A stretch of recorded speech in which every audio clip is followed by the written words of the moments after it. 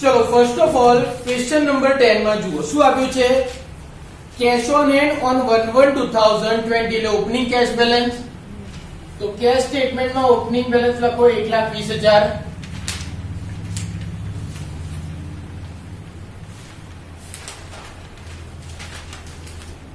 ત્યાર પછી balance in saving account opening balance છે તો બેંક સ્ટેટમેન્ટમાં opening balance 1 lakh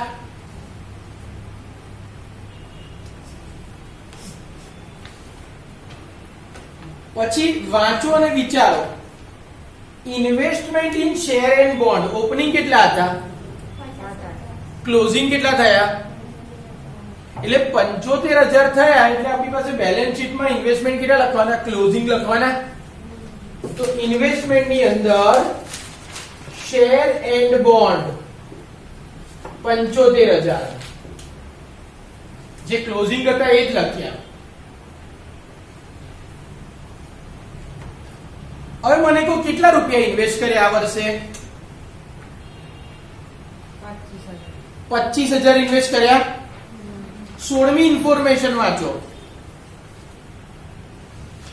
During the year, investment in share and bond and investment in pension fund are paid by check. Check થી invest કર્યા છે તો પૈસા કઈથી ગયા તો બેંક ની અંદર પેમેન્ટ માં investment in share and bond 25000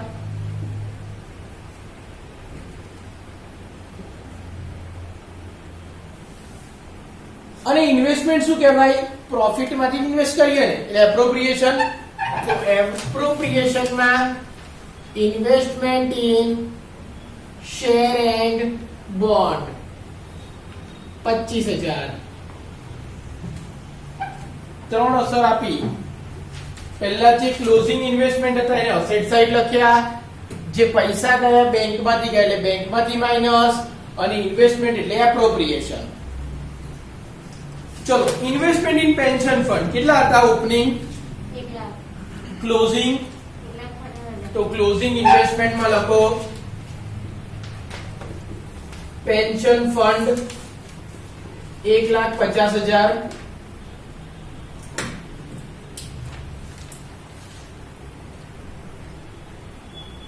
આ વર્ષે કેટલા ઇન્વેસ્ટ કર્યા 50,000 તો પેમેન્ટ માં લખો ઇન્વેસ્ટમેન્ટ ઇન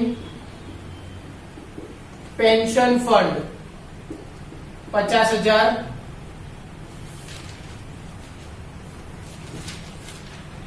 અને ઇન્વેસ્ટમેન્ટ શું કહેવાય એપ્રોપ્રિએશન ઓફ પ્રોફિટ તો એપ્રોપ્રિએશન માં ઇન્વેસ્ટમેન્ટ ઇન પેન્શન ફંડ કેટલા 50,000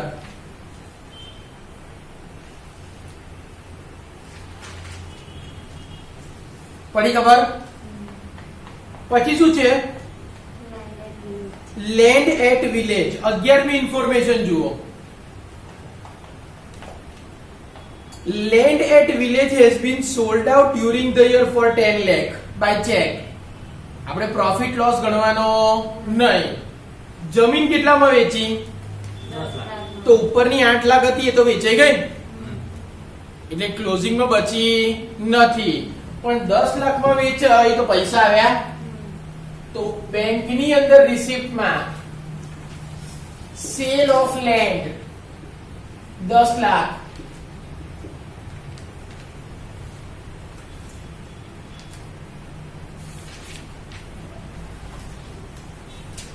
અને પૈસા આવ્યા એટલે ઇન્કમ કહેવાય તો ઇન્કમ માં સેલ ઓફ લેન્ડ 10 લાખ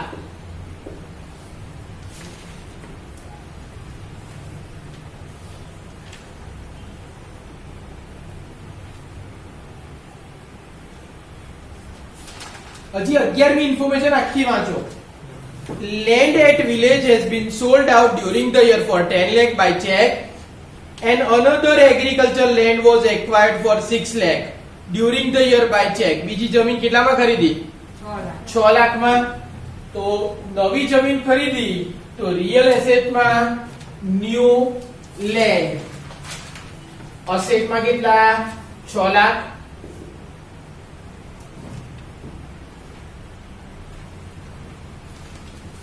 જમીન ખરીદી એટલે પૈસા ગયા, પૈસા ગયા એટલે બેંકમાં લેન્ડ પરચેસ 6 લાખ,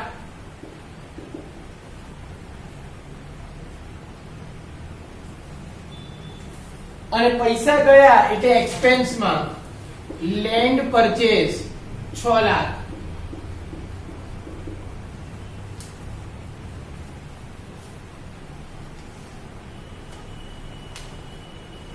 પડી ખબર? પછી હોન્ડા સિટી કાર કેટલાની હતી opening? However, its value fall to 3 lakh after the year. તો એક વર્ષ પછીની વેલ્યુ ઘટી ગઈ, કેટલી થઈ ગઈ? 3 લાખ. તો પર્સનલ પ્રોપર્ટીમાં હોન્ડા સિટી કેટલા લખવાના? 3 લાખ. પણ એમાં કોઈ આપણે પૈસા આપીએ નહીં, કારની વેલ્યુ ઘટી ગઈ, પૈસા આપવાના નથી એટલે ખાલી નવી વેલ્યુ જ લખવાની.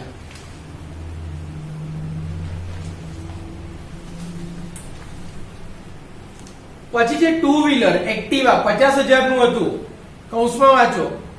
However, its value will fall to 35,000 after a year. એક વર્ષ પછી કેટલાનું થઈ ગયું? તો પર્સનલ પ્રોપર્ટીમાં એક્ટિવા 35,000.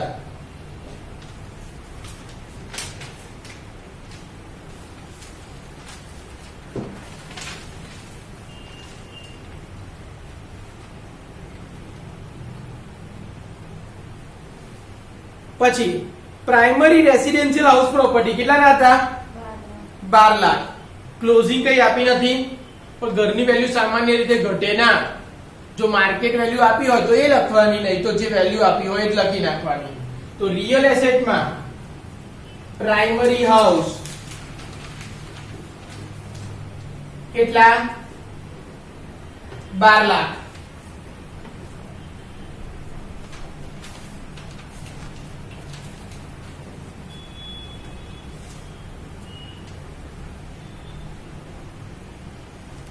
પછી જે આઉટસ્ટેન્ડિંગ કાર લોન ઓપનિંગ કેટલી હતી? ક્લોઝિંગ તો લોંગ ટર્મ લોન કહેવાય. તો લોંગ ટર્મ લાયબિલિટીમાં કાર લોન 2,40,000. કેટલી લાયબિલિટી ઘટી? 360 ઓછા 240 કરો.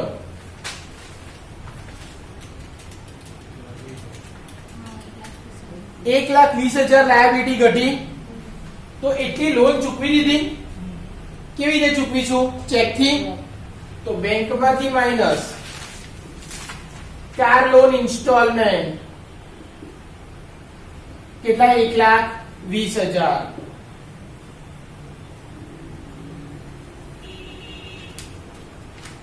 અને એક્સપેન્સમાં car loan installment 1,20,000.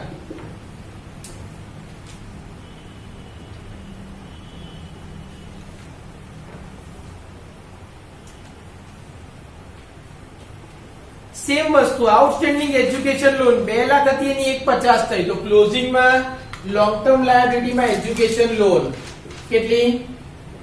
Closing value 1,50,000. કેટલી લોન ચૂકવી? 50,000. તો એક્સપેન્સમાં એજ્યુકેશન લોન પેડ 50,000 અને પેમેન્ટમાં એજ્યુકેશન લોન પેડ 50,000. ચેકથી ચૂકવીએ.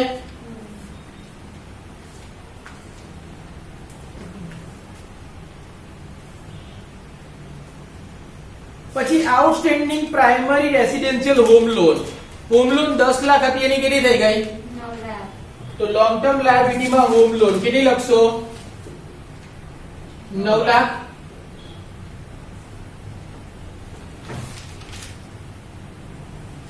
એક્સપેન્સમાં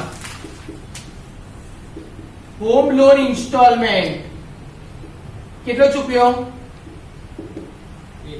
1 લાખ. અને પેમેન્ટમાં home loan instalment 1 lakh.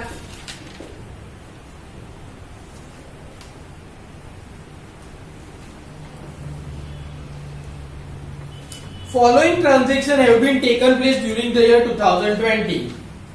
Utility charges, utility એટલે ઇલેક્ટ્રિસિટી, લાઇટ બિલ, આ બધી વસ્તુઓ ચૂકવી. કેટલા? 10,000. કેવી રીતે ચૂકવ્યા? કેશમાં. તો પેમેન્ટ કેશમાં યુટિલિટી ચાર્જીસ 10,000 અને એક્સપેન્સમાં યુટિલિટી ચાર્જીસ 10,000. આ ખર્ચો જ છે, આમાં કોઈ અસેટ આવે નહીં.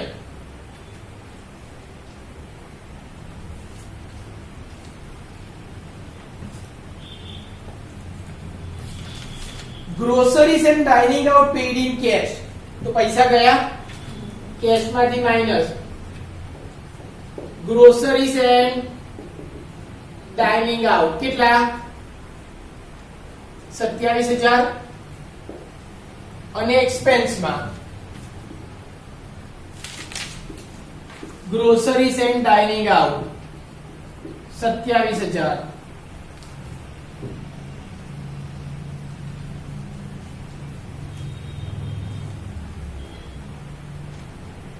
પછી loan instalment Honda City car, residential house property અને education loan paid by cheque. એ તો થઈ ગયું.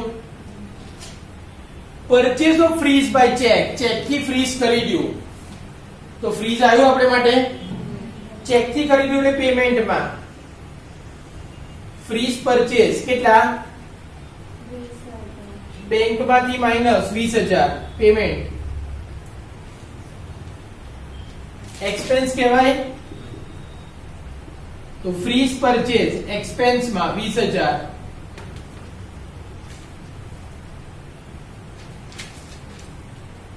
અને ફ્રીઝ આપણી અસેટ કહેવાય. તો પર્સનલ પ્રોપર્ટીમાં ફ્રીઝ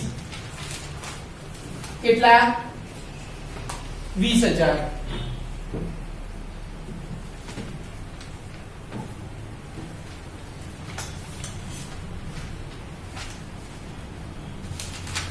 પછી purchase of microwave oven by cash, કેશમાં ઓવન ખરીદ્યું. તો ઓવન પરચેસ કર્યું. તો ઓવન પરચેસ કર્યું તો કેશમાં ખરીદ્યું એટલે કેશમાં પેમેન્ટમાં ઓવન પરચેસ કેટલા? 10,000. એક્સપેન્સમાં ઓવન પરચેસ કેટલા? 10,000. અને ઓવન આપણી અસેટ કહેવાય. તો પર્સનલ પ્રોપર્ટીમાં ઓવન 10,000.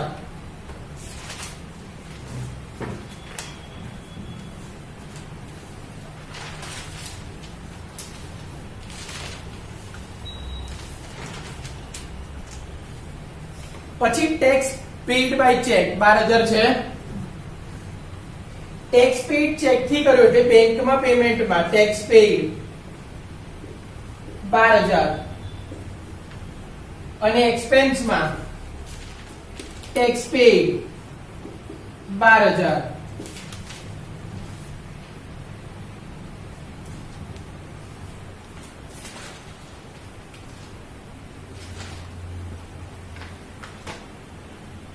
પછી 7 cloth purchase by using, underline કરો, ATM cum debit card.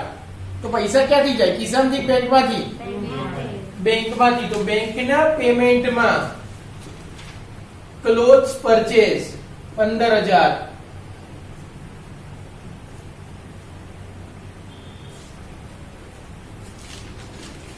એક્સપેન્સમાં clothes purchase 15,000.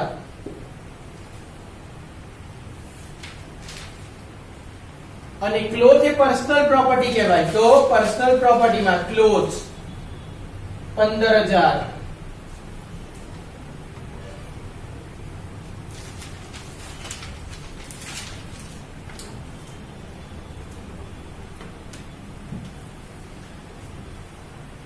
આઠમો point, income received from investment ₹15,000 by check which was deposited into bank.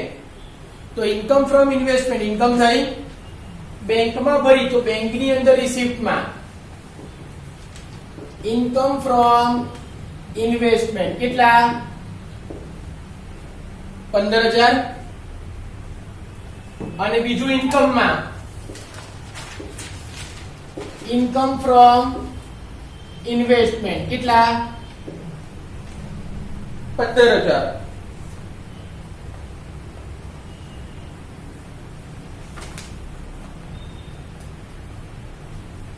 પછી છે salary of mister Roy ડિપોઝિટેડ directly into there saving account -5 lakh હતી 5 લાખ જ છે.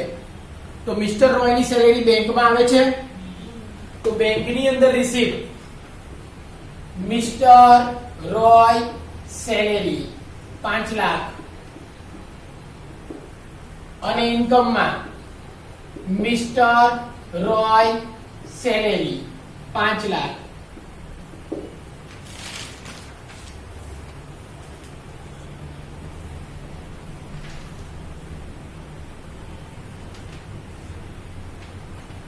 પછી salary of Mrs Roy received in cash 2,40,000 કેશમાં મળી તો કેશની અંદર રિસીપ્ટમાં સેલેરી મિસિસ રોય કેટલા 2,40,000 અને ઇન્કમમાં મિસિસ રોય સેલેરી 2,40,000. ચલો 12મો પોઈન્ટ શું છે electricity bill pay during the year 5,000 by cash. 5,000 electricity bill pay કર્યું કેવી રીતે કર્યું કેશમાં તો કેશની અંદર પેમેન્ટમાં લખો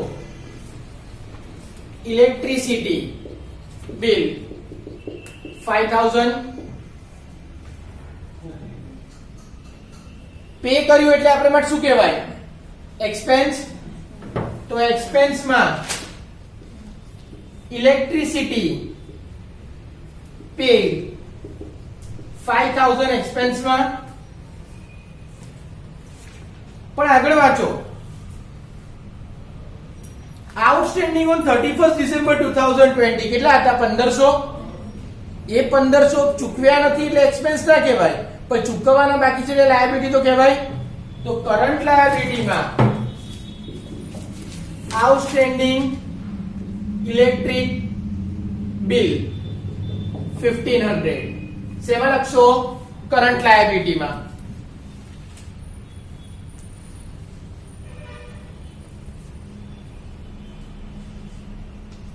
પછી telephone bill paid during the year 6,000 કેટલું ટેલિફોન બિલ ચૂકવ્યું 6,000.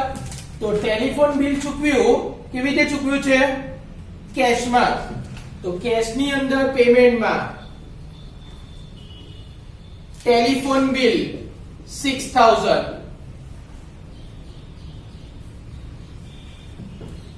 અને એક્સપેન્સમાં ટેલિફોન બિલ 6,000. બાકી કેટલું હતું 500. તો કરન્ટ લાયબિલિટીમાં આઉટસ્ટેન્ડિંગ ટેલિફોન બિલ 500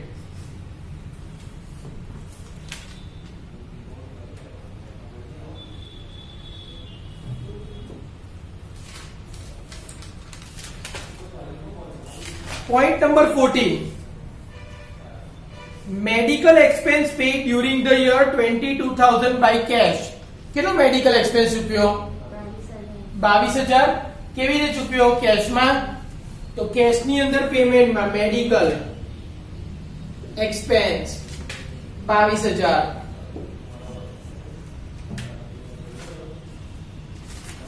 અને એક્સપેન્સમાં મેડિકલ 22,000.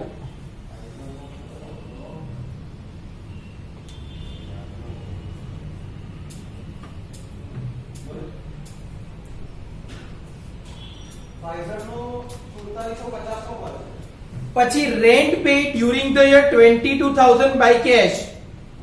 તો રેન્ટ પે કર્યું તો કેશમાં પે કર્યું તો કેશમાં પેમેન્ટમાં રેન્ટ પે કેટલા 22,000 અને એક્સપેન્સમાં rent 22,000.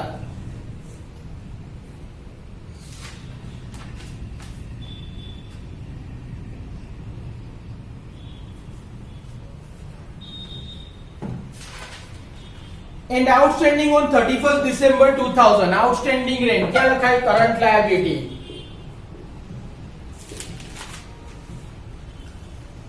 Outstanding rent 2000 current liability में.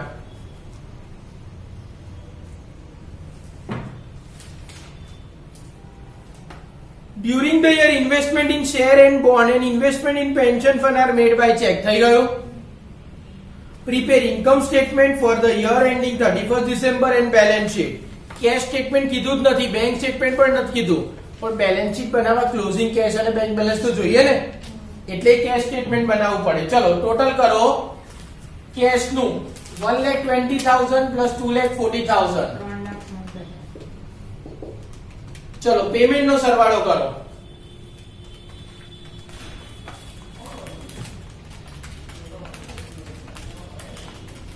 One lakh 2,000,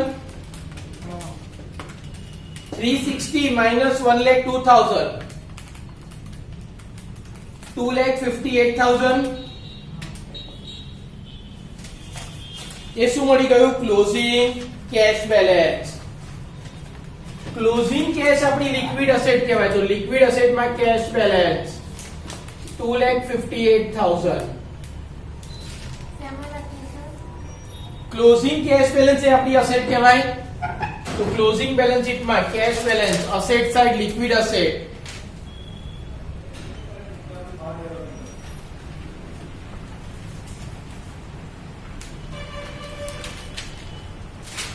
ચલો બેંક નો સરવાળો કરો.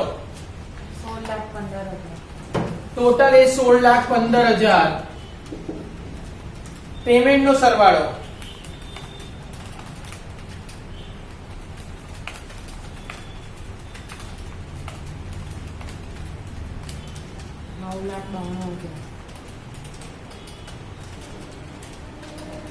₹9,92,000. A minus B કરો. 6,23,000. એ ક્લોઝિંગ બેંક બેલેન્સ આપણી શું કહેવાય? Liquid asset. Closing bank balance શું કહેવાય? Liquid asset. તો એસેટ સાઈડ લિક્વિડ એસેટમાં bank balance 6,23,000.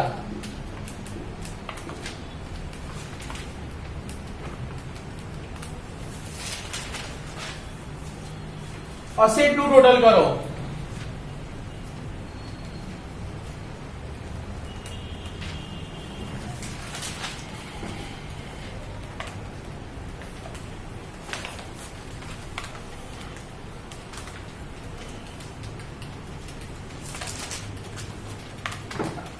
That is your total asset.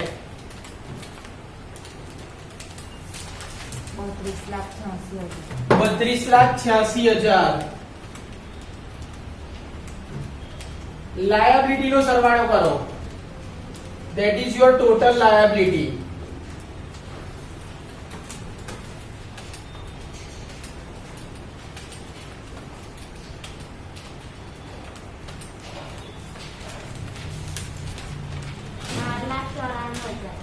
₹12,94,000.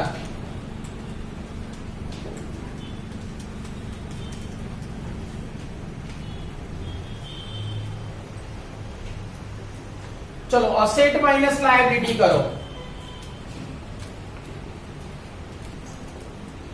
ये તમારા માટે નેટ વર્થ કહેવાય. 32,86,000 ઓછા 12,94,000. 19,92,000.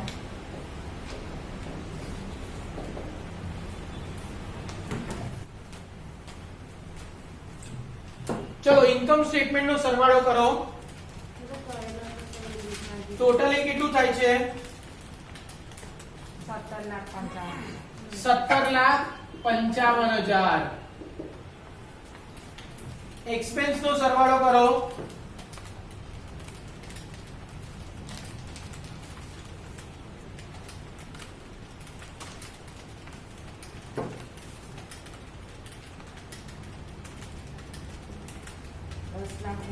₹10,19,000.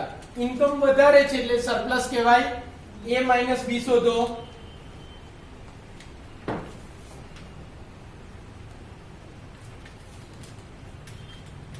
₹7,36,000.